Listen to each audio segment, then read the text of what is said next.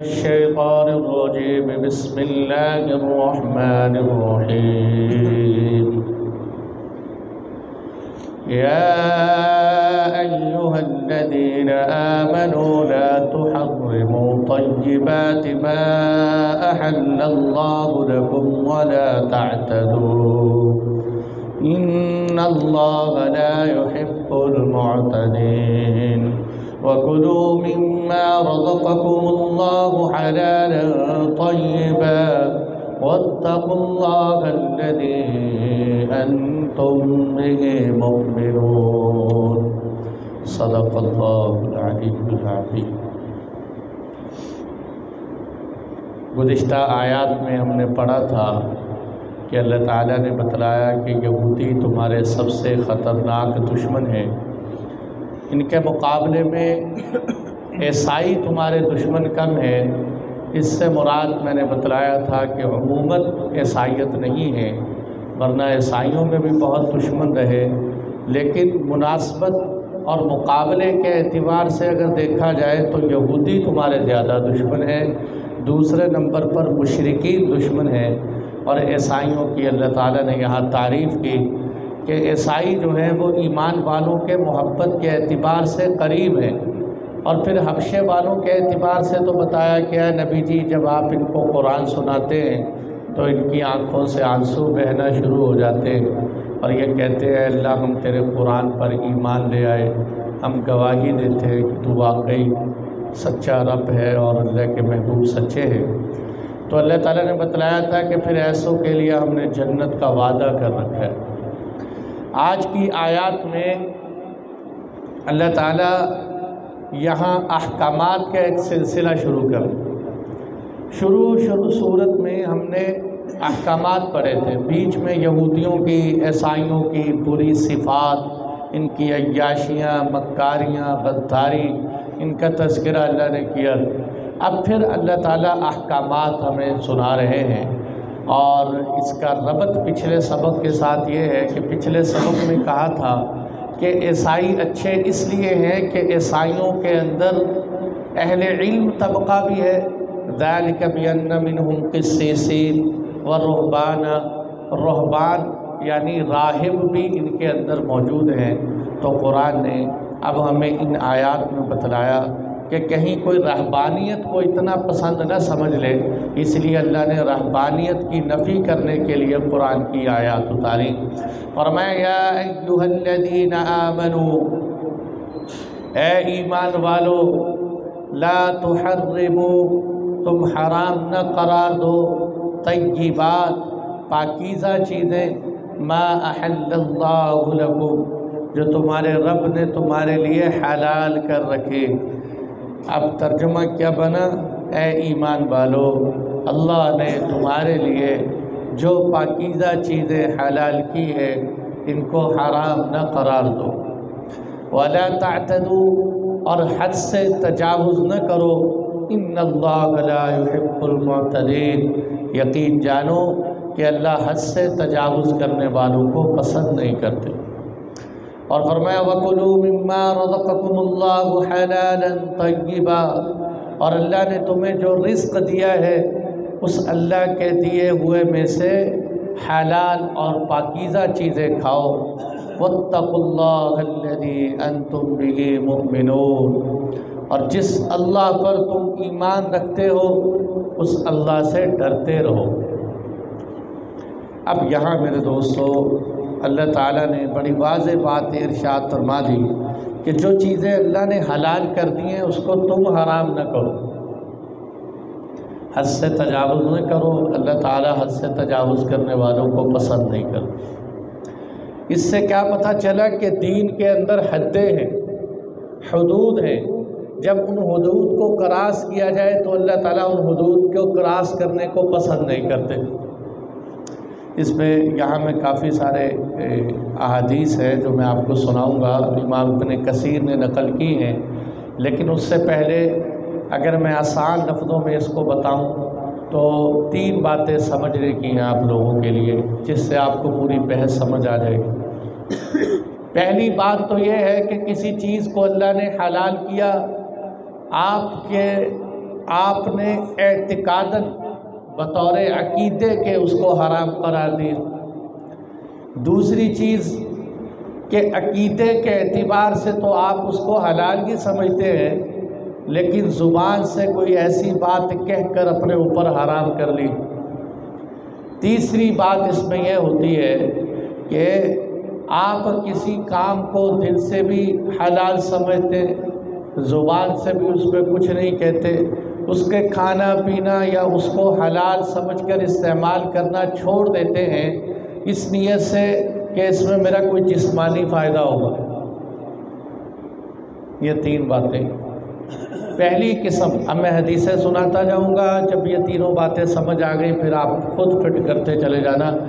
پہلی بات جو میں نے کی کہ عقیدے کے اعتبار سے کسی چیز کو حلال کو حرام سمجھے اور اس چیز کا حلال ہونا قرآن سے یا حدیث سے قطعی طور پہ ثابت ہو تو ایسا آدمی جو حلال کو حرام سمجھے کافر ہو جاتا ہے۔ دوسرے نمبر پر وہ چیز کہ دل سے تو حلال سمجھتا ہے، زبان سے قسم کھا لی کہ آج کے بعد میں پانی نہیں پیوں، میں آج کے بعد اپنے بھائی سے بات نہیں کروں، میں آج کے بعد جو ہے گوشت نہیں کھاؤں، تو یہ اس طرح کی قسمیں کھانا پسندیدہ کام نہیں، اور اگر کھا لی ہیں تو شریعت کا حکم یہ ہے کہ اس قسم کو توڑ دو اور اس کا کفارہ ادا کر دو۔ ٹھیک ہے۔ تیسری چیز یہ ہے کہ آپ کا نہ دل سے تعلق ہے نہ زبان سے تعلق ہے، بس آپ کہتے ہیں آج کے بعد جناب میں ڈائٹنگ کر رہا ہوں۔ اب ڈائٹنگ میں تو بہت سی حلال چیزیں پتہ چھوڑ دیتے ہیں، چینی استعمال نہیں کر رہا کہ وزن بڑھ جائے گا، ویٹ بڑھ جائے گا، فلاں چیز نہیں کھانی، ڈاکٹر نے منع کیا یا میدے کے لیے یا بیماری کے بڑھنے کا ذریعہ، تو اس میں کوئی حرج کی بات نہیں، اس پہ آپ پرہیز کر سکتے ہیں، اس کا حلال حرام سے کوئی تعلق نہیں۔ وہ کہتے ہیں کہ بھائی یہ میٹھا بالکل حلال ہے، لیکن میں اس کے زیادہ کھانے کو مناسب نہیں سمجھتا کہ اس سے ویٹ بڑھ جاتے، تو یہ تو بعض صورتوں میں مریض کے لیے تو پرہیز واجب ہو جاتا ہے کہ وہ پرہیز کے ڈاکٹر سے دوائی بھی لے رہے اور شوگر کا مریض ہے، میٹھا بھی دبا کے کھا رہے، کہتا جی اور موت تو جب آنی ہے آ ہی جائے گی، اللہ نے موت تو ایک وقت لکھا ہے، لیکن ساتھ ساتھ موت سے پہلے زندگی میں اللہ نے عقل بھی دی، موت آنی ہے، چھت پہ چڑھ کے چھلانگ مار دو، سامنے کسی گاڑی سے ٹکرا جاؤ، نہیں، پرہیز کرو، موت وقت پہ آئے گی، پرہیز تو اللہ کے محبوب کی سنت ہے۔ تو بہرحال اب حدیثیں دیکھیں، اس پہ امام ابن کثیر نے بڑی لمبی حدیث کا ایک سلسلہ نقل کیا ہے کہ حضرت ابن عباس رضی اللہ عنہما سے مروی ہے کہ یہ آیتیں حضور صلی اللہ علیہ وسلم کے صحابہ کی ایک جماعت کے بارے میں نازل ہوئیں۔ صحابہ کی جماعت کون سی تھی؟ جنہوں نے کہا نقطع مذاکیرنا، ہم اپنی شرمگاہیں کاٹ لیتے، ونترک شہوات الدنیا، ہم دنیا کی شہوتوں کو چھوڑ دیتے ہیں، ونسیح فی الارض کما یفعل الرہبان، جیسے پہلے زمانے میں راہب زمین پہ پھرا کرتے تھے ہم بھی پھرا کریں گے۔ فبلغ ذلک النبی، آپ صلی اللہ علیہ وسلم کو یہ بات پتہ چل گئی کہ صحابہ نے یہ ارادہ کیا ہے، تو آپ نے فوراً ان کو بلایا صحابہ کو اور ان سے پوچھا کہ کیا واقعی تم نے اس طرح کی باتیں کی؟ انہوں نے کہا بالکل کی۔ آپ صلی اللہ علیہ وسلم نے فرمایا تم کس طرح کی باتیں کرتے ہو؟ میری زندگی تو دیکھو، میں روزے رکھتا ہوں اور میں روزے چھوڑ بھی دیتا ہوں، میں نماز بھی پڑھتا ہوں اور میں رات کو سوتا بھی ہوں، اور میں عورتوں سے نکاح بھی کرتا ہوں۔ اب انہوں نے تو کیا کیا کہ دنیا چھوڑ دو نا، سارا کچھ راہب بن جاؤ نہ، یعنی ہم خصی ہو جاتے، آگے واضح الفاظ آ رہے ہیں خصی ہونے کے، تاکہ شہوت ہی نہ آئے، بیویوں کی خواہش نہ رہے اور دنیا کے کسی کام کی طلب نہ رہے، آپ یا مستقل روزے رکھتے رہے، مستقل تہجد پڑھتے رہے۔ آپ نے فرمایا مجھے دیکھو میں روزے رکھتا ہوں، روزے چھوڑتا ہوں، نماز پڑھتا ہوں، سوتا ہوں، بیویوں کے حقوق ادا کرتا ہوں، اور آگے فرما دیا فمن اخذ بسنتی فہو منی، جو میرے طرز پہ چلے گا وہ تو مجھ سے ہے، ومن لم یأخذ بسنتی فلیس منی، اور جو میری سنت پہ نہیں چلے گا وہ مجھ سے نہیں۔ میری سنت پہ چلو، تم راہبوں کی سنتیں تلاش کر رہے ہو۔ اسی طرح صحیحین میں جب یہ لفظ بولا جائے نا صحیحین، اس سے مراد ہوتا ہے بخاری و مسلم۔ وفی الصحیحین عن عائشہ رضی اللہ عنہا، صحیحین میں یہ حدیث ہے حضرت عائشہ رضی اللہ عنہا سے مروی ہے، ان ناسا من اصحاب رسول اللہ سألوا ازواج النبی عن عملہ فی السبت، کہ کچھ لوگوں نے ازواج مطہرات سے پوچھا کہ اللہ کے نبی جب گھر میں آتے ہیں، ہمارے سامنے تو عبادت ہی عبادت کرتے ہیں، جب گھر میں آتے ہیں تو حضور کی گھر کی زندگی کیسی ہوتی؟ اور ان سے پوچھ کے آ کے انہوں نے کہا اللہ کے نبی گھر میں بھی عبادت کرتے ہیں، باہر بھی عبادت کرتے ہیں، ہم تو گھروں میں جا کے دنیا دندوں کے کاموں میں پھنس جاتے ہیں۔ تو پھر فوراً کہنے لگے لا آکل اللحم، آج کے بعد ہم گوشت نہیں کھائیں، ہم گوشت نہیں کھائیں۔ ان میں سے بعضوں نے تو کیا کہا لا اتزوج النساء، آج کے بعد ہم شادیاں نہیں کریں، اور بعضوں نے کیا کہا کہ آج کے بعد ہم بستروں پہ سوئیں گے نہیں، بستریں چھوڑ دیں۔ اصل میں یہ ساری باتیں صحابہ اس لیے کر رہے تھے کہ زندگی کیا ہے، اللہ کے نبی کہہ رہے ہیں 60 سے 70 سال کے بیچ کی زندگی، اس میں سے 15 سال تک تو بالغ ہی نہیں، شریعت کے احکامات اس کی طرف متوجہ نہیں، اور باقی جو سال بچے 35 سالوں میں اس کی راتیں نکال لو، جو راتوں کو سو کے گزارتے، تو پیچھے زندگی کتنی بچتی۔ اور انہوں نے سوچا کہ پہلی قومیں تو لمبی لمبی عمریں اتنی عبادت کرتے تھے، اور ہم تھوڑی سی عمر پھر بھی عبادت نہیں کر رہے، اس لیے کہتے تھے آج کے بعد ہم نکاح نہیں کریں، آج کے بعد گوشت نہیں کھائیں گے، آج کے بعد بستروں پہ نہیں لیٹیں گے۔ آپ صلی اللہ علیہ وسلم کو جب یہ خبر ملی، آپ نے فرمایا ما بال اقوام یقول احدهم كذا وكذا ولكني اصوم وافطر وانام واقوم واكل اللحم واتزوج النساء فمن رغب عن سنتي فليس مني۔ آپ نے فرمایا مجھے کیا، میں دیکھ رہا ہوں کچھ لوگ ایسے ہیں جو کہتے ہیں میں یہ نہیں کھاؤں گا، یہ نہیں کھاؤں گا، یہ نہیں کھاؤں گا، یہ کیا باتیں کر رہے ہیں؟ مجھے دیکھو میں روزہ رکھتا ہوں، روزے چھوڑتا ہوں، میں تہجد بھی پڑھتا ہوں، اور میں سوتا بھی ہوں، میں گوشت بھی کھاتا ہوں،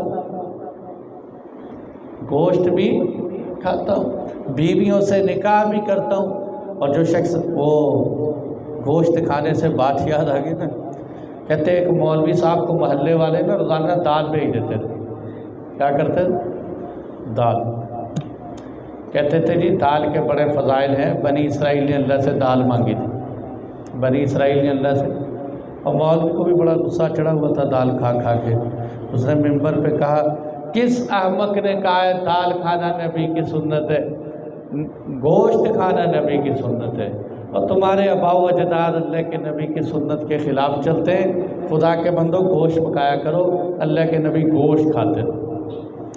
تو بہرحال مسئلہ نکال لیا پیٹ کے لیے، وہ فرمایا کہ میں کیا کرتا ہوں، گوشت بھی کھاتا ہوں، میں بیویوں سے نکاح بھی کرتا ہوں، جو میری سنت سے اعراض کرے وہ مجھ سے نہیں۔ ایک حدیث میں یہ فرمایا، اور اسی جیسی ایک حدیث اور بھی ہیں، کافی ساری ہیں، تو میں بیچ بیچ میں وہ حدیثیں آپ کو سنا رہا ہوں جن کے الفاظ کچھ مختلف۔ حضرت عبداللہ بن مسعود رضی اللہ عنہ سے مروی ہے کہ ہم رسول اللہ صلی اللہ علیہ وسلم کے ساتھ جہاد میں گئے، وَلَيْسَ مَعَنَا نِسَاء، اور ہمارے ساتھ عورتیں نہیں تھیں۔ صحابہ کھجور کھانے والے، زیتون پینے والے، گوشت کھانے والے لوگ تھے، ان کا تو ایک شادی پہ گزارا نہیں ہوتا۔ اب کہو گے مفتی صاحب نے شادیوں کی ترغیب دے دی، صحابہ آج بھی اگر کوئی مرد ہے نا پورا مرد، اس کا ایک شادی پہ گزارا نہیں ہو سکتا۔ باقی ہمارا معاشرہ ہے یہ پر کیا بات کریں، اس پہ دفع کرو۔ ان عبداللہ بن مسعود، فرمایا عبداللہ بن مسعود سے مروی ہے کہ ہم رسول اللہ صلی اللہ علیہ وسلم کے ساتھ جہاد کے لیے گئے، ہمارے ساتھ ہماری بیویاں نہیں تھیں، فقلنا الا نستخسی، ہم نے کہا اللہ کے نبی ہم خصی ہو جائیں، بیویوں کے بغیر کیسے وقت گزارے زندگی۔ اور یہاں ماشاءاللہ سالہ سال کوئی سعودی عرب میں بیٹھا ہوا ہے، کوئی دبئی میں بیٹھا ہوا ہے، کوئی یورپ میں بیٹھا ہوا ہے، اور حسن بصری بنے ہوئے ہیں، ہم بیویوں کے بغیر گزارا کرتے ہیں، جانتے ہیں ساری دنیا کیسے گزارا کرتے ہو۔ الا نستخسی، صحابہ صاف ستھرے لوگ تھے، اللہ کے نبی بیویاں ہیں نہیں خصی ہو جائے۔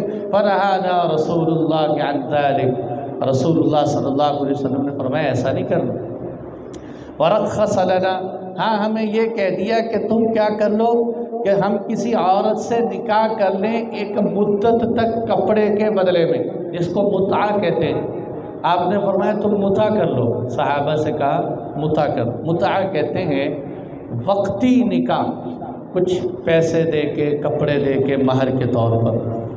ثم قرأ عبداللہ، پھر حضرت عبداللہ بن مسعود نے قرآن کی آیت پڑھ کے دیکھو، یا ایھا الذین آمنوا لا تحرموا طیبات ما احل اللہ لکم، لیکن آگے امام ابن کثیر نے لکھ دیا وہذا کان قبل تحریم نکاح المتعہ واللہ اعلم، کہ آج بھی متع نہ کرتے رہنا، یہ متع کی حرمت سے پہلے کا واقعہ ہے۔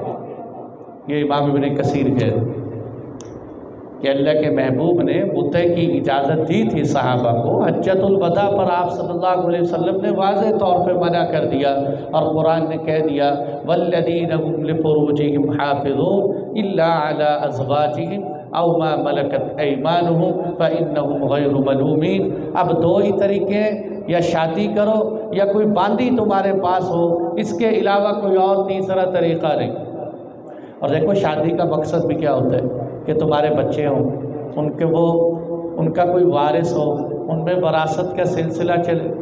یہ اللہ معاف کرے بڑے بڑے عیاش اور بڑی بڑی اداکاریں اور یہ متع کے ساتھ گزارا کرتے، نہ کسی کا کوئی بچہ بنے، نہ کسی کی طرف کوئی نسبت کرنی پڑے، صرف شہوت رانی پوری کرو اور بس آگے گزارا کرو چلو۔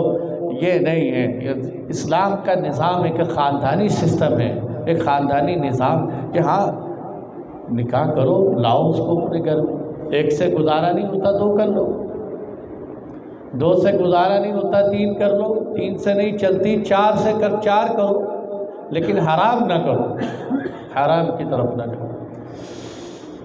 آگے فرمایا، ایک اور روایت نقل کی کہ حضرت معقل بن مقرن حضرت عبداللہ بن مسعود کے پاس آئے اور آ کر کہا ان سے کہ میں نے آج کے بعد اپنے اوپر سونے کو حرام کر دیا ہے۔ حضرت عبداللہ بن مسعود نے اس کو فوراً یہ آیت سنائی، یا ایھا الذین آمنوا، اے ایمان والو، اللہ کی حلال کردہ چیزوں کو حرام نہ کرو۔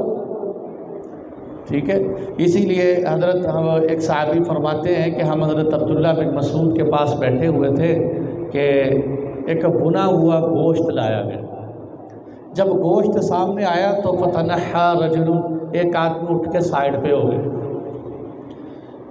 حضرت عبداللہ بن مسعود اس کو کہہ رہے ہیں ادنو، قریب ہو جاؤ، تم کیوں سائیڈ پہ ہو گئے؟ وہ آگے سے کہہ رہے انی حرمت ان آکلہ، میں نے اپنے اوپر حرام کر دیا کہ میں گوشت نہیں کھاؤں۔ حضرت عبداللہ بن مسعود نے اسے کہا قریب ہو جاؤ، کھانا کھاؤ، اپنی قسم توڑو، قسم کا کفارہ دو، اور پھر یہ قرآن کی آیت سنائی۔ یہ ہمیں دیکھو اس حدیث میں ساتھ یہ بات بھی آ گئی کہ اپنی قسم توڑ دو، قسم کا کفارہ دے دو۔ بہت سارے لوگ قسمیں کھا لیتے ہیں، اجی میں نے اپنے بھائی کے بھائی کو بلانا ہی نہیں ساری زندگی، قسم کھا لی میں نے اپنے بھتیجے کی شادی پہ شامل ہی نہیں ہونا۔ تو خدا کے بندے قسم توڑ دے، اب بیٹھا ہوا ہے کٹ بن کے، میری قسم جی، تیری قسم کوئی پہاڑ ہے جو قسم ٹوٹ نہیں سکتی؟ توڑ دے اپنی قسم کو، اور اس قسم کا کفارہ آگے آ رہا ہے، اس کے موافق قسم کا کفارہ دے دے بس۔ اللہ اکبر۔ ایک واقعہ اور یہاں لکھا ہے، انہوں نے کہا یہ واقعہ یہ عبداللہ بن رواحہ کا ہے یا حضرت ابو بکر صدیق کا ہے، لیکن صحیح بات یہ پتہ چلتی ہے جو بخاری میں بھی ہے کہ یہ قصہ حضرت ابو بکر صدیق کا ہے۔ عبداللہ بن رواحہ کا قصہ یہ اثر ذرا منقطع ہے، منقطع جس میں راویوں کا تسلسل سے سلسلہ نہ ہو، بیچ میں کوئی ایک راوی حذف ہو، اس کو کہتے ہیں یہ حدیث منقطع ہے۔ لیکن اس کے مقابلے میں جو صحیح بخاری میں حدیث ہے حضرت ابوبکر صدیق کی، بڑا زبردست واقعہ ہے کہ حضرت ابوبکر صدیق اللہ کے نبی کی خدمت میں بیٹھے ہوئے، آپ کی عادت تھی رات کو سب سے آخر میں میرے نبی کے پاس سے جو اٹھ کے جاتے تھے وہ صدیق اکبر ہوتے، بلکہ اللہ کے نبی کو جب گھر میں چھوڑ آتے پھر گھر کو چلے جاتے۔ اب گھر میں مہمان آیا ہوا تھا، حضرت ابوبکر صدیق اللہ کے نبی کے پاس بیٹھے ہوئے، گھر والوں نے مہمان کو کھانا پیش کیا، مہمان نے کہا میں تو اس وقت تک کھانا نہیں کھاؤں گا جب تک صدیق اکبر نہیں آئے۔ حضرت ابوبکر صدیق رضی اللہ عنہ گھر آئے، پوچھا مہمان سے کھانا کھا لیا؟ وہ کہتے میں نے تو نہیں کھایا۔ غصے ہو گئے گھر والوں پہ، تم نے ابھی تک مہمان کو بھوکا رکھا ہوا ہے۔ اور جب بہت زیادہ غصے ہوئے تو گھر والوں نے بتا دیا کہ حضرت ہم نے تو کھانا پیش کیا تھا، اس نے خود ہی کہا کہ جب تک صدیق اکبر تشریف نہیں لاتے میں نہیں کھاؤں، تو غصے میں آ کے آپ نے قسم کھا لی اور یہ کہا کہ یہ کھانا میں نہیں کھاؤں۔ اب اللہ کی شان دیکھیں، ادھر حضرت ابوبکر صدیق نے قسم کھائی، گھر والوں نے بھی قسم کھا لی، ان کا اگر جناب صدیق اکبر کو کھانا نہیں کھائیں گے ہم بھی قسم کھاتے ہیں ہم بھی نہیں کھانا کھائیں گے۔ مہمان نے دیکھا کہ بھئی یہاں تو چکر ہی اور چل رہے، تو مہمان نے کہا میں بھی قسم کھاتا ہوں میں کھانا نہیں کھاؤں۔ اب جب تینوں طرف بات یہ ہوئی تو یہ تھے صحابہ کرام کہ جو اپنے غصے کو بھی اللہ کے لیے نکالتے تھے۔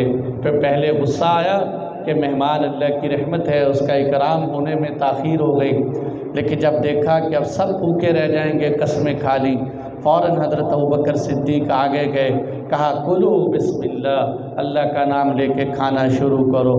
کھانا کھا لیا، صبح کو رسول اللہ کی محفل میں تشریف لائے۔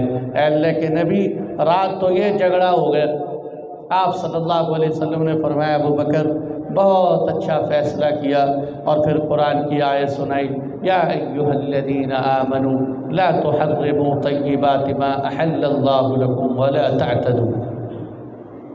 امام شافعی رحمہ اللہ کا مذہب تو یہ ہے کہ وہ فرماتے ہیں کہ اگر کسی آدمی نے بیوی سے ہٹ کر، بیوی کے علاوہ کسی اور حلال چیز کو حرام کر دیا تو اس کے حرام کر دینے سے وہ حرام بھی نہیں ہوتی۔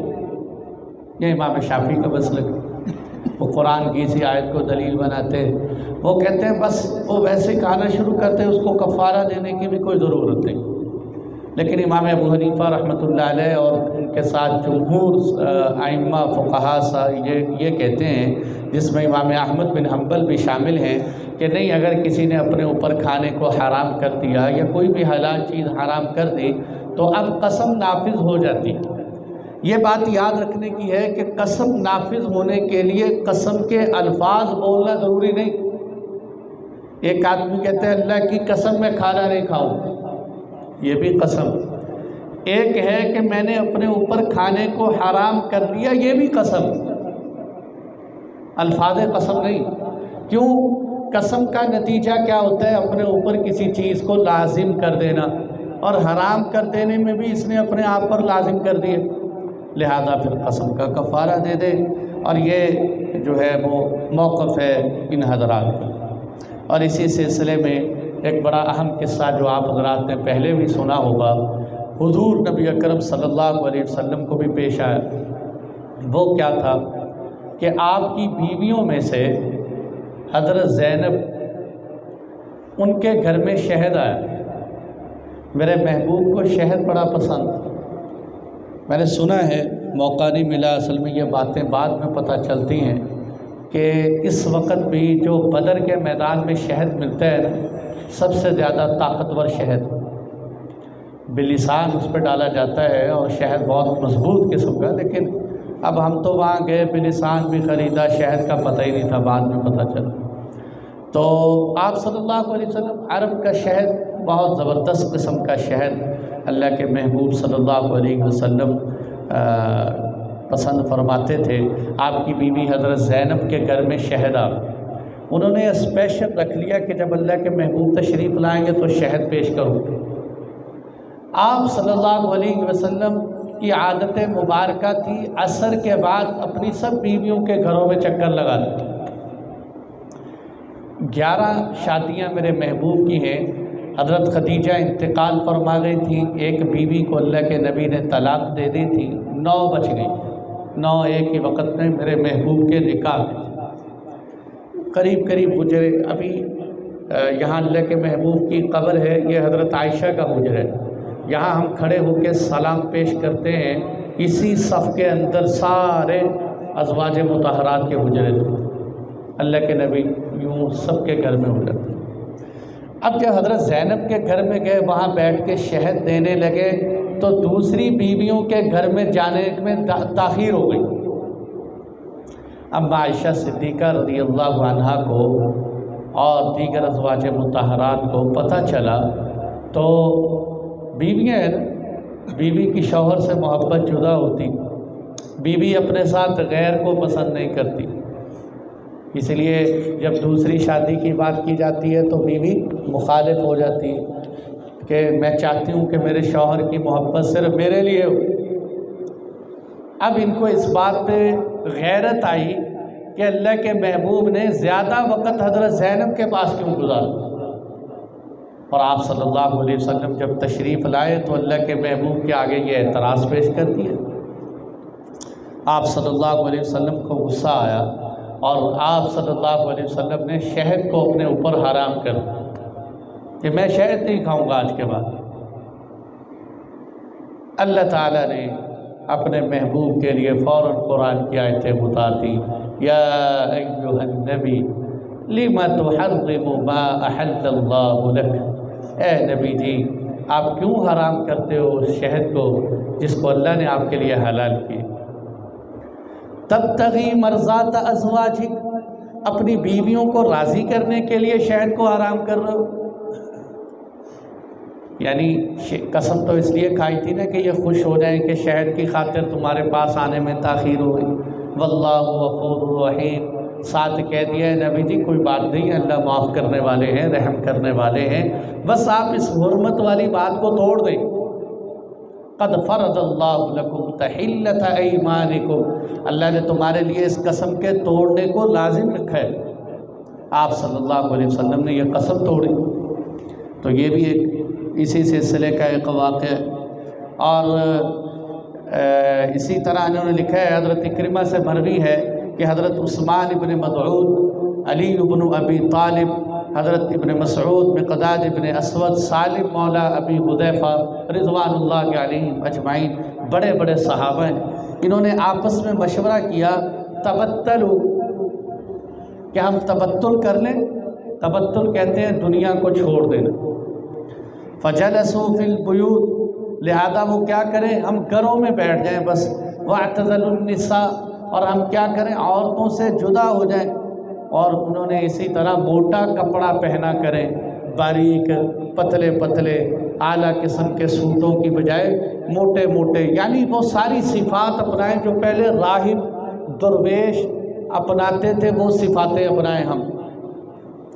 ان ساری باتوں سے آپ اندازہ لگا سکتے ہیں کہ آج بھی جو ملنگ بن کے رہتے ہیں، جو پھٹے پرانے کپڑے، موٹے کپڑے، بیویوں سے دور اپنے آپ کو خصی کر لیتے ہیں، اور جناب کیا کچھ کرتے ہیں، میں نام نہیں لوں گا، آپ سب ماشاءاللہ سمجھتے ہیں ان کو، اور ان کے احکامات بھی ان حدیثوں سے سمجھتے رہیں کہ اللہ کے نبی نے کیسا ناپسند کیا ان کو۔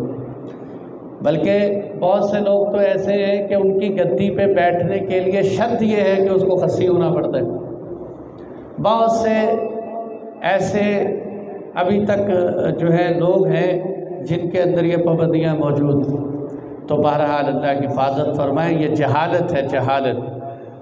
اور جب آپ صلی اللہ علیہ وسلم کو یہ بات پتہ چلی تو آپ نے سب حضرات کو بلایا اور قرآن کی آیت پڑھی اور فرمایا لا تسیروا بغیر سنت المسلمین، تم مسلمانوں کے طریقوں کو چھوڑ کر کسی اور طریقے پہ نہ چلو۔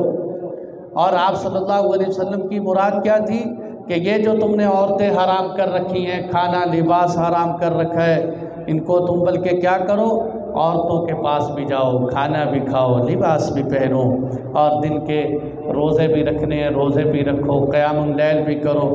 اور ساتھ آپ صلی اللہ علیہ وسلم نے واضح ارشاد فرمائی، ان لانفسکم حقا، تمہارا اپنے جسم کا بھی تمہارے اوپر حق ہے۔ اب جسم گندا مندہ رکھا ہوا ہے، داڑھی گندی ہے، سر گندا، جوئیں پڑی ہوئی ہیں، اور جناب یہ کہہ رہے میں بزرگ صاحب ہوں۔ اللہ کے محبوب کہہ رہے ہیں تیرے جسم کا تیرے اوپر حق ہے، وَإِنَّ لِأَعْيُنِكُمْ حَقًّا، تمہاری آنکھوں کا تمہارے اوپر حق ہے۔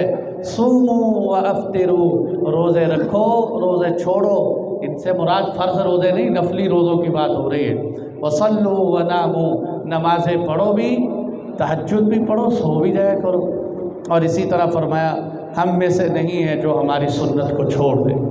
صحابہ جنہوں نے سنا فوراً کہنے لگے اللہم سلمنا، اے اللہ ہمیں اس سے محفوظ فرما، واتبعنا ما انزلتا، اے اللہ تو ہمیں اس رستے پر چلا دے جو رستہ تو نے اپنے محبوب کو عطا فرما۔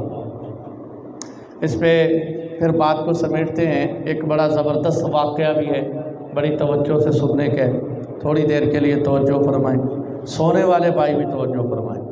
یا ایھا الذین آمنوا لا تحرموا طیبات ما احل اللہ لکم ولا تعتدوا، ورنہ آپ کو سونے کا ثواب، مجھے سنانے کا ثواب، یہ نہیں ثواب نہیں اکٹھا کرنا، بات بھی سمجھنی ہے۔ اے ایمان والو تم حرام نہ قرار دو ان پاکیزہ چیزوں کو جو اللہ نے تمہارے لیے حلال قرار دی۔ اس پہ امام ابن کثیر نے ایک زبردست واقعہ لکھا ہے، اللہ کرے آج کل وہ ہمیں سمجھ میں آ جائے۔ وہ کیا تھا کہ حضرت عثمان ابن مظعون ایک صحابی، یہ ان میں سے تھے جنہوں نے اپنی بیوی کو حرام کر دیا کہ میں اپنی بیوی کے پاس نہیں جاؤں، تو وہ اپنے بیوی کے پاس جاتے نہیں تھے۔ اللہ کی شان، ایک دن ان کی بیوی اماں عائشہ کے پاس آ گئی۔ جب اماں عائشہ رضی اللہ عنہا کے پاس آئیں تو وہ بیوی اس کو حولہ کہتے تھے، صحابیہ ان کو نام لیتی تھی حولہ۔ اماں عائشہ رضی اللہ عنہا نے اس سے کہا، اور آپ کے پاس جو ازواج مطہرات تھیں انہوں نے بھی کہا، ما بالک یا حولہ، اے حولہ تو نے کیا اپنا جسم بنا رکھا ہے، متغیرۃ اللون، تیرا رنگ بدلا ہوا ہے، بالوں کو تو کنگھی نہیں کرتی، تو خوشبو نہیں لگاتی، جسم کو صاف ستھرا نہیں رکھتی، کیسے گندی مندی سی ہوئی پڑی۔ اس نے بھی آگے سے کھلی بات کہہ دی، وَكَيْفَ أَمْتَشِطُ وَأَتَطَيَّبُ وَمَا وَقَعَ عَلَيَّ زَوْجِي، شرم محسوس نہیں کرنی چاہیے، شریعت کا مسئلہ کھل کے بتانا چاہیے۔ فرمایا میں کیسے کنگھی کروں، میں کیسے خوشبو لگاؤں، میرا شوہر تو میرے قریب آتا نہیں۔ وہ ایک عورت تھی نا جو جب سج کے جا رہی تھی، گھر والوں نے اسے، اس کی سہیلیاں کہنے لگی کتنی خوبصورت لگ رہی، کیسا تیرے اوپر پینٹ کیا ہے ہم نے، بہت خوبصورت لگ رہی۔ میں نے ایک جگہ عورتوں میں بیان کیا تو میک اپ کو پینٹ کہہ دیا، عورتوں نے بڑا غصہ کیا، کہتے ہیں مفتی صاحب کو آئندہ یا بیان نہ کریں یا میک اپ کو پینٹ نہ کہیں، ہم 50 ہزار لگا دیتے ہیں، یہ پینٹ بتا رہے ہیں۔ تو بھائی عورتیں اگر سن رہی ہوں غصہ کریں گی۔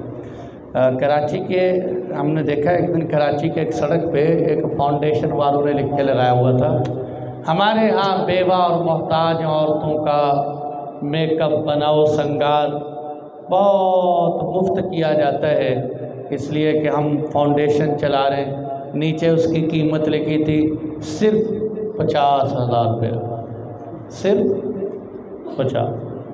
اور جہاں فاؤنڈیشن نہیں چلتی ڈائریکٹلی کام چلتا ہوگا وہاں پتہ نہیں کیا حال ہوتا ہو، مجھے تو پتہ نہیں بھائی۔ بہرحال پیٹ جو ہے وہ اس عورت کو ہی سہیلیوں نے اس کی تعریف کی کہ بہت خوبصورت لگ رہی ہے، وہ ہنسی نہیں، انہوں نے کہا تیری اتنی تعریفیں کی تو ہنس کیوں نہیں؟ کہتی بات تو اصل میں یہ ہے تمہارا تعریف کرنا کیا کرنا ہوا، جس کے لیے سجی ہوں وہ تعریف کرے مزہ تو تب، جس کے لیے سجی ہوں تعریف تو وہ کرے مزہ تو تب۔ اور یاد رکھنا بیویوں کا شوہر کے لیے بننا سنورنا عبادت ہے، شوہر کا بیوی کے لیے بننا سنورنا عبادت ہے۔ ہم گھر میں گندے رہتے ہیں، گھر سے نکلتے ہیں پرفیوم لگا رہے، کاٹن پہن رہے اور نیا جوتا پہن رہے، سج بج کے جا رہے۔ اب کیا کیا سناؤں، بیٹھے ہو سب حضرات، شادی شدہ حضرات سمجھتے ہیں ان باتوں۔ وہ شوہر نے بیوی سے کہا نا بیمار ہو گئی کہ چلو تمہیں ڈاکٹر کے پاس لے چلتا ہوں، بیمار ہو۔ وہ پہلے لیٹی ہوئی ہے، سر باندھا ہوا ہے اور جناب کپڑے گندے مندے۔ جب کہا چلو ڈاکٹر کے پاس جانے، نہا دھو کے کپڑے پہن کے خوشبو لگا کے کنگا کر کے شیشے کے سامنے بیٹھی ہوئی۔ وہ کہتا ہے دوائی لینے جانے یا رشتہ دیکھنے جا رہے ہیں؟ جو میں گھر میں رہتا ہوں میرے لیے گندی بندی، ڈاکٹر کے پاس دوائی لینے جا رہے ہیں تو بہت سج بج کے۔ تیرا رشتہ میرے ساتھ ہوئے ڈاکٹر کے ساتھ ہوئے؟ تو اس لیے گھر میں بننا سنورنا، بلکہ ایک حدیث میں آپ صلی اللہ علیہ وسلم نے فرمایا تم رات کے وقت، یہ اس زمانے کی بات کی جب موبائل فون رابطے کانٹیکٹ نہیں تھے، آپ نے فرمایا کہ جب تم رات کے وقت گھر میں نہ جاؤ گے، اچانک جاؤ گے، تمہاری بیوی کوئی بنی سوری نہیں ہوگی، تمہیں دیکھ کے پریشان ہو جائے گی، پہلے سے اطلاع دو تاکہ تمہارے آنے سے پہلے تمہارے لیے بن جائے، سنور جائے تمہارے لیے۔ تو یہی بات یہ کہ کہنے لگے اللہ کے جو ہے اماں عائشہ کو، میں کیسے سجوں بجوں، کنگھی کیسے کروں، اور میرا شوہر تو صوفی بنا ہوا ہے، بزرگ صاحب میرے پاس آتے ہی نہیں۔ وَمَا رَفَعَ عَنِّي ثَوْبًا مُنْذُ كَذَا وَكَذَا، بلکہ اس صحابیہ نے یہ بھی کہا، اب میں ترجمہ تو کروں گا نا، انہوں نے یہ بھی تو کہا کہ بڑی دیر ہو گئی ہے، انہوں نے کبھی میرا کپڑا بھی نہیں اٹھایا۔ فَجَعَلْنَ يَضْحَكْنَ مِنْ كَلَامِهَا، اس کی بات سن کر امہات المومنین مسکرانے لگی، ہنس پڑی، جیسے ہمیں ہنسی آ رہی ان کی بات سن کر وہ بھی ہنس پڑی۔ اللہ کی شان دیکھے، فَدَخَلَ رَسُولُ اللَّهِ صلی اللہ علیہ وسلم وَهُنَّ يَضْحِكْنَ، ابھی وہ ہنس ہی رہی تھی، ادھر اللہ کے محبوب گھر میں داخل ہو گئے۔ جب آپ نے فرمایا مَا يُضْحِكُكُنَّ، اے ازواج مطہرات تمہیں کیا چیز ہنسا رہی ہے؟ قالت یا رسول اللہ، اے اللہ کے نبی، ان الحولہ سألتها عن امرها، یہ حولہ ہمارے پاس آئی ہوئی ہے، اپنے دکھڑے سنا رہی ہے کہ میرے شوہر نے اتنی دیر ہو گئی میرا دامن بھی نہیں اٹھایا۔ آپ صلی اللہ علیہ وسلم نے فوراً بلا کے لاؤ ان کو۔ فدعاه، جب وہ آئے آپ نے فرمایا ما لک یا عثمان، اور عثمان تمہیں کیا ہو گیا؟ اللہ کے نبی کیا ہو گیا؟ آپ نے فرمایا تو نے بیوی کے حقوق ادا نہیں کرتا۔ کہنے لگا ترکتہ للہ لکی اتخلی للعبادہ، میں نے اپنی بیوی کو اس لیے چھوڑ دیا تاکہ میں اللہ کی عبادت کروں۔ یہ ایسے بیچ میں رکاوٹ بنی رہتی ہے، اللہ اللہ کرتے ہیں، چھوڑو اس کو۔ آپ صلی اللہ علیہ وسلم نے اس کی ساری بات سنی، اور حضرت عثمان نے تو یہ بھی ظاہر کیا کہ اللہ کے نبی آپ تو بیوی چھوڑنے کی بات کر رہے ہیں، میں تو یہ سوچ چکا ہوں کہ میں اپنے آپ کو خصی کر دوں۔ آپ صلی اللہ علیہ وسلم نے فرمایا اقسمت علیک الا رجعت فواقعت اہلک، میں تجھے قسم دیتا ہوں ابھی گھر میں چلا جا اور جا کے اپنی بیوی سے ہم بستری کر۔ یہ مسئلے کون بتائے گا آپ کو؟ ابھی جاؤ جا کے ہم بستری کرو۔ فقال یا رسول اللہ، اگلی زبردست بات کہنے لگے اللہ کے نبی انی صائم، میں تو روزے دار ہوں۔ کام پھر خراب ہو گئے۔ آپ نے فرمایا افطر، روزہ توڑ دے، یہ نفلی روزہ توڑ دے، تو بیوی کے حقوق ادا نہیں کر رہا اور تو روزے رکھ رہے۔ ایسے لوگ جو ہے 6 مہینے 7 مہینے سال بیٹھے ہوئے ہیں، بیوی ادھر شوہر ادھر، کوئی کسی کے حقوق کی فکر نہیں، پتہ نہیں کیسے زندگی گزارتے۔ میں تو ان سے یہی کہا کرتا ہوں یا تو تم حسن بصری ہو، یا تم فرشتے ہو، یا پھر کہیں منہ مارتے ہو، سیدھی سی بات۔ اس کے بغیر ایک آدمی مجھے ایک دن فون کر کے کہنے لگا مولوی صاحب اگر کسی کو تھوڑا سا احتلام ہو جائے تھوڑا سا تو غسل واجب ہوتا ہے؟ میں نے کہا مسئلہ تو بعد میں بتاؤں گا، پہلے تو اپنا علاج کروا۔ مرد کو تھوڑا سا احتلام نہیں ہوتا، اس کو تو جب ہوتا ہے تو کنٹرول سے باہر ہو جاتے ہیں۔ تو یہاں پتہ نہیں کیا بات ہے، یا تو مردانہ امت میں صلاحیتیں ختم ہو گئی، کراچی کی سڑکوں کی طرح جگہ جگہ لکھ کے لگائے ہوئے مردانہ علاج کے لیے فلاں پاپے کے پاس تشریف لائے۔ تو بہرحال میرے دوستو، آپ نے کیا فرمایا؟ روزہ توڑ دے، فَأَفْطِرْ وَأَتَا أَهْلَهُ، اپنی بیوی کے پاس آ۔ فَرَجَعَتِ الْحَوْلَ إِلَىٰ عَائِشَةَ، ادھر اما عائشہ نے کہا حولہ گھر میں چلی جا، اللہ کے نبی نے تیرا بندوبست کر دیے۔ وَقَدْ انْتَشَطَتْ وَاقْتَحَلَتْ وَتَطَيَّبَتْ، سبحان اللہ۔ اب یہی بیوی جب تشریف لائی نا، واپس آئی اللہ کے نبی امہات المومنین کو ملنے کے لیے، او بد سنور کے آئی، نہا دھو کے آئی، خوشبو لگائی آئی۔ تو اما عائشہ رضی اللہ عنہ نے پھر دیکھا، فضاحکت عائشہ، اما عائشہ دیکھ کے ہنسنے لگی، کہا ما لک یا حولہ، اے حولہ تجھے کیا ہوا آج تو بن سمر کیا گئے؟ فقالت انہو اتاہا امسی، کل میرا شوہر میرے پاس آیا۔ فقال رسول اللہ صلی اللہ علیہ وسلم، آپ صلی اللہ علیہ وسلم نے فرمایا، ما بال اقوام حرموا النساء والطعام والنوم الا الا انی انام واقوم وافطر واصوم وانکح النساء فمن رغب عنی فلیس منی۔ لوگوں کو کیا ہو گیا؟ بیویاں حرام کیے بیٹھے ہیں، کھانا نہیں کھاتے، سوتے نہیں ہیں۔ مجھے دیکھو، میں رسول اللہ سوتا بھی ہوں اور میں جاگتا بھی ہوں، میں روزے بھی رکھتا ہوں اور میں روزے چھوڑ بھی دیتا ہوں، اور میں بیویوں سے، عورتوں سے نکاح بھی کرتا ہوں۔ دیکھو، اگر تو بندہ عورتوں کی الٹی عادتوں کو دیکھے پھر تو شادی کرنے کو دل نہیں کرتا، لیکن آپ صلی اللہ علیہ وسلم نے بتا دیا کہ نہیں، اس میں تمہاری اللہ نے ضرورتیں رکھی ہیں، لہذا ان سے شادی کو نہ چھوڑو، اور کھانے پینے کے اس طرح کی قسمیں، یہ قصے امام ابن کثیر نے لکھے ہیں سارے۔ اور آگے فرما دیا حد سے تجاوز نہ کرو، اللہ حد سے تجاوز کرنے والوں کو پسند نہیں کرتے۔ حد سے تجاوز کرنے کے دو مطلب، نمبر ایک تو یہ ہے کہ اب تم کیا ہے، ہر چیز ہی چھوڑے بیٹھو، یہ بھی نہیں کھانی، یہ بھی نہیں کھانی، یہ بھی نہیں کھانی، یہ بھی نہیں کھانی، میں تو کھاتے ہی کچھ نہیں، یہ بھی تجاوز۔ دوسری طرف کیا ہے، آپ کا کام ہی کھانا ہے، یہ بھی حد سے تجاوز۔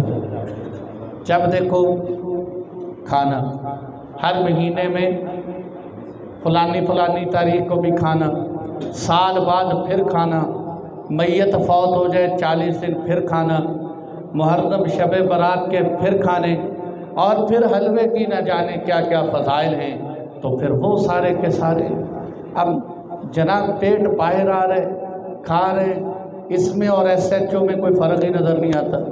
تو اس میں یہ بھی حد سے تجاوز، یہ بھی کیا ہے، حد سے تجاوز۔